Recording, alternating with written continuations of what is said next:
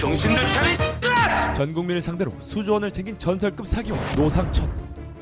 과연 이 사람은 죽음마저도 사기일까요?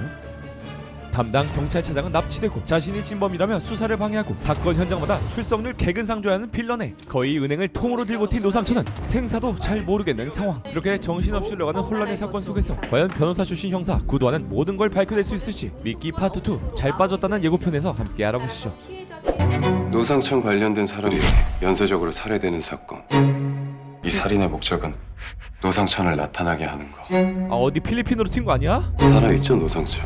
하필 피해자들의 돈을 꿀꺽한 이후 중국에서 사망한 노상천. 너무 수상해. 그 사건 이후 한참 지난 시간대에서 노상천이 죽였다라는 메시지를 남긴 살인사건들이 발생하는데 이 사건들의 목적은 바로 노상천을 나타나게 하는 것일까요? 직간접적으로 관련된 수사력을 다시 집중시키고 노상천에 대한 여론, 언론의 관심을 끌어서 노상천 사건을 수면 위로 다시 나타나게 하려는 피해자 모임의 간절함일까요? 그리고 파트 1에서 형사 구도하는 의심이 가면 직장 상사까지 조사하는 냉철함과 사기 피해자들의 고통을 배려하기보단 사건 자체에만 집중하는 차가운 면모를 보이는데요. 난 살인자만 잡으면 됩니다.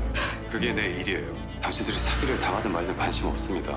내가 궁금한 건 왜 이런 연극을 하고 있는 건지, 이런 문자 메시지를 보낸 건 누군지, 바로 그거를. 이렇게 노상천 연쇄 살인 사건에 있어서도 연쇄 살인에만 집중할 뿐 노상천이 살아있다는 메시지에 대해서는 회의적인 태도를 지녀왔었는데요. 하지만 살아있죠, 노상천. 이번 파트 2에서 어떤 힌트와 떡밥을 발견했길래 노상천이 살아있을 거라는 확신에 찬 질문을 했을까요?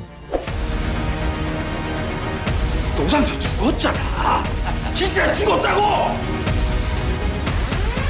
이 사건에서 온전하게 진실을 말하는 사람은 아무도 없어. 평생 쫓을 거야. 미끼 파트 1에서 살인사건의 범인으로 의심이 가는 비밀이 많은 인물은 총 4이었는데요. 나는 비밀이 많아요 티를 풀풀 내고 다니며 윗선과 계속해서 밀담을 주고받고 과거와 현재 사이에 연결고리가 되는 듯한 사건의 유일한 열쇠 강차장. 두 번째는 누구보다 노상천을 증오하지만 그렇게 노상천이 살아있어야만 하는, 그래야 노상천에게 돈을 돌려받을 가능성이 생기는 노상천 피해자 모임. 세 번째는 정의를 쫓으며 노상천의 비밀을 세상에 알리려는 여력이자 같지만 사실 형사도안의 곁에서 실시간으로 경찰들의 모든 정보를 얻으며 피해자 모임의 소속이기도 한 천나연. 마지막으로 자신이 범인이라고 자백까지 하며 수사에 혼선을 주고 사망한 정지한과 애틋한 친분이 있던 이병준. 이 인물들 모두 파트 1 내내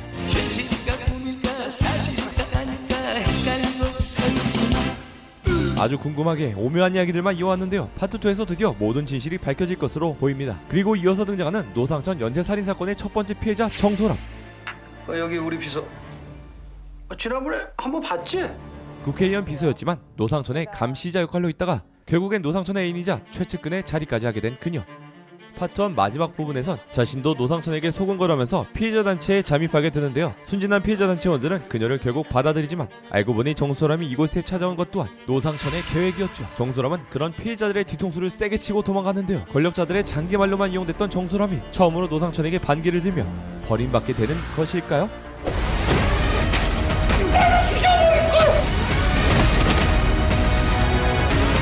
기다리고 있었다. 파트 2 이어서 화려한 액션들이 나오고 공안들로 보이는 사람들 앞에서 발길질을 시전하는 노상천이 나오는데요. 이 장면과 앞부분에서 나온 어선 장면으로 보아 노상천이 죽음을 맞이하기 전 중국에서 벌어진 사건에 대해서도 나오려는 것 같습니다. 그리고 수염을 안기는 젊은 시절의 구도안이 나오는데요. 변호사 배지를 달고 있던 그가 어떤 사건의 피해자 또는 피해자의 가족인 것 같습니다. 너 진짜 면도하니까 예쁘네요. 뒤이어 배우 구원님의 연기가 돋보이는 장면이 나오는데요. 파트 1에서 살인사건의 진범으로 추정되는 제왕이 정말 복수를 위해서 범죄를 저질렀나? 생각이 드는 엄청난 배신감과 악에 바친 모습이 나왔습니다. 그리고 드디어 등장하는 노년의 모습으로 추정되는 노상천. 밝기 좀 밝혀보자. 아이씨 솔직히 살아있죠? 이거 노상천 손이겠죠? 살아있네. 마지막으로 역동적인 액션씬과 카체싱, 오토바이와 특수부대 등 많은 볼거리들을 보여주며 첫 번째 예고편은 마무리가 되는데요. 특히 마지막에 나온 총과 총소리 장면, 이 장면을 기억하시길 바랍니다. 총이 나오길래 누구 하나 가는구나 싶었는데 2차 예고편에서 누가 가는지 밝혀졌습니다. 함께 보시죠.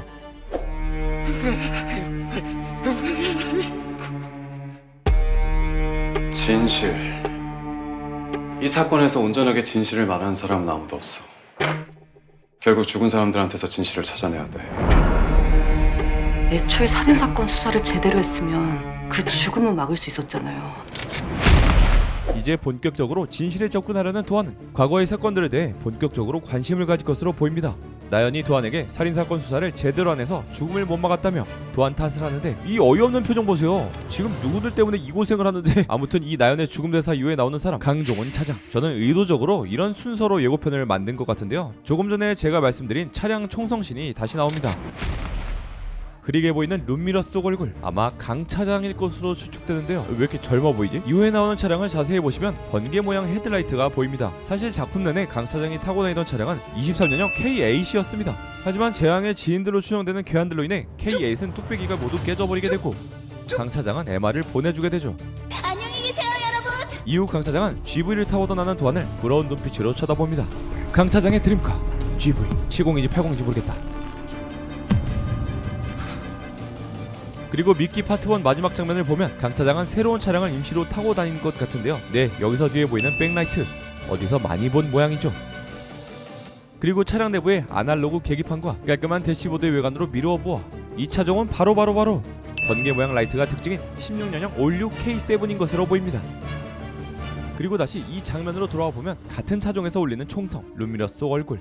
아마 강 차장은 이 장면 이후에 개한에 의해 죽음을 맞이할 것으로 보입니다. 나연은 사건의 진실에 가까운 유일한 사람인 차장의 사망을 도안에게 탓하는 것으로 보입니다. 노상철은 살아있다.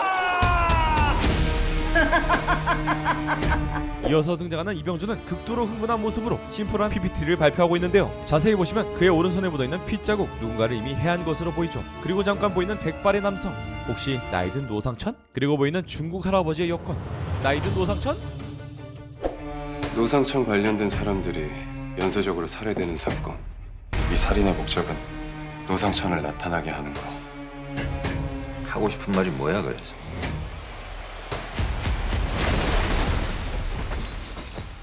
살아있죠, 노상천.